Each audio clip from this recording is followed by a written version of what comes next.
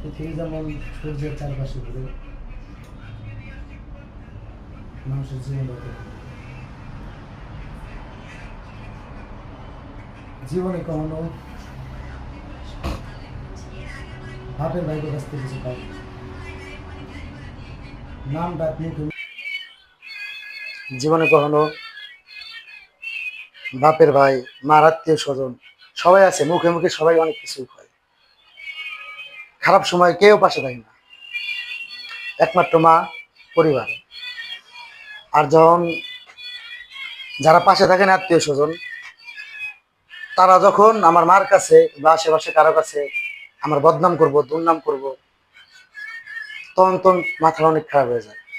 পারি না মানবতার খাতিরে, সম্মানের খাতিরে, মার কারণে তারপরে কিছু বলতে, তারপর তো অধিকার নাই। যার কাছে আমি কোনোদিন না খেয়ে থাকলেও একটা টাকা চাম না, সে যদি আমার বদনাম নিয়ে দৌড়ায়, তার কিটা সাজে? সাজে না।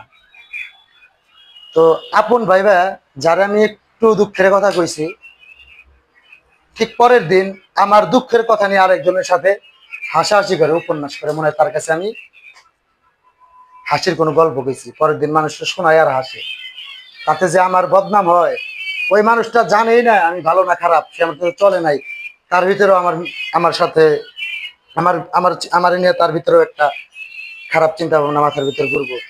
তখন আমি কিছু না করলেও হঠাৎ করে যদি বাতাসেও যদি কোনো খবর আহে, ওই ওই লোকটা যে লোকটা শুনছে, ওই লোকটা আমার নামে বদনাম করবো, চাই যে তো আসলে ছেলেটা খারাপ, এর আগে একটা কথা শুনছি, হইল নি দুইটা অপবাদ। এভাবে খেলে যতদিন বাঁচবো ততদিন খেলে অপবাদ অপবাদ অপবাদ। আরে ভাই, নিজের মানুষগুলা যদি নিজের নাই বুঝে, কখনো জিজ্ঞাসা করছে আমার আমার কি লাগবে, আমার কি চাই, খালি এইভাবে থাকো, এটা করো এটা করো। আরে আমার কি চাই, আমার কেমনে চললে ভালো হইব, আমার কি করে দিতে হইব, আমার তো কিছু নাই। আমার বাপ নাই, বাপ হলো একটা বট গাছ। যার দুনিয়াতে বাপ নাই, সেই বোঝে জীবনে প্রতিষ্ঠিত হওয়াটা কত কষ্টের। কিছু বোঝার আগেই মাথার উপর থেকে বাপের হাতটা চলে গেছে।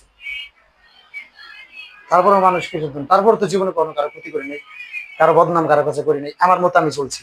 তাহলে কিসের জন্য মানুষ আমার বদনাম করব, আমার লয়ে ঘুরবো? এত নাচানাচি কিসের? আরে ভাই, আমি তো তোর কোনো খোঁজ খবর হয় না, তুই আমার কি লেগে এত খোঁজ খবর দাস?